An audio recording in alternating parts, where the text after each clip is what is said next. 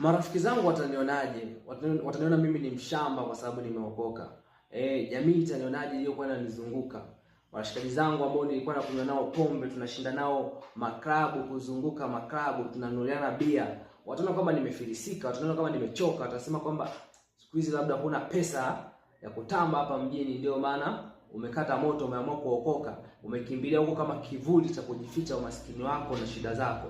Bwana Yesu asifiwe sana. Kuna watu ambao huwa ukiwaambia kwa habari ya wokovu, ukiwapelekea habari njema, wanakataa kumpokea Yesu kwa sababu ya mazingira ambayo wanaishi, kwa sababu ya marafiki zao, kwa sababu ya vitu walivyonavyo, kwa sababu ya watu walionao. Wanamkataa Yesu kwa sababu hizo. Mtu wa Mungu, Bwana Yesu asifiwe sana. Yesu anasema wazi kwamba katika Mathayo sura ya 10 mstari wa 32 na 33, basi kila mtu atakayenikiri mbele ya watu, nami nitamkiri mbele za Baba yangu aliye mbinguni. Bali mtu yeyote atakayenikana mbele ya watu, nami nitamkana mbele za Baba yangu wa mbinguni. Kwa hiyo kuna watu ambao wanamkataa Yesu kwa sababu ya watu. Kuna watu ambao wanamkataa Yesu kwa sababu ya vitu. Kuna watu wanaomkataa Yesu kwa sababu ya mazingira fulani fulani.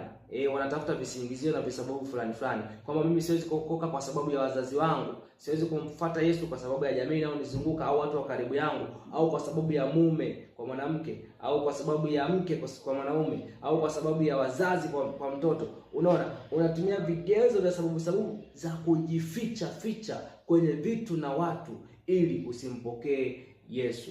Yesu anasema kwamba ukimkataa yeye mbele za watu, na yeye pia atakukataa mbele za Baba yake wa mbinguni. Lakini pia katika Luka sura ya 14 mstari wa 33 anasema, basi kadhalika kila mmoja wenu asiacha vyote alivyo navyo hawezi kuwa mwanafunzi wangu. Hapa Yesu anasema hivyo, hamaanishi kwamba uache kila kitu, uache biashara yako, uache kazi zako. No, anachomaanisha ni kwamba uwe tayari kumtanguliza Yesu mbele ya vitu vyote, kwa sababu hata ukishampokea Yesu anataka uendelee kufanya biashara, anataka uendelee kufanya kazi zako, ufanye majukumu yako na mambo yote.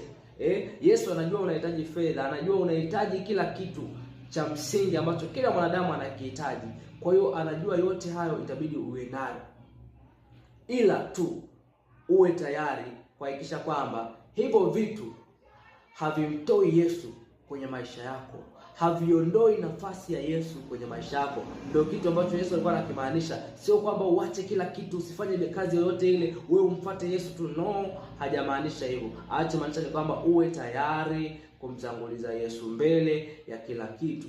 Kwa hiyo kama unamkana Yesu kwa sababu ya hivyo vitu, naye atakukana mbele ya Baba yake wa mbinguni.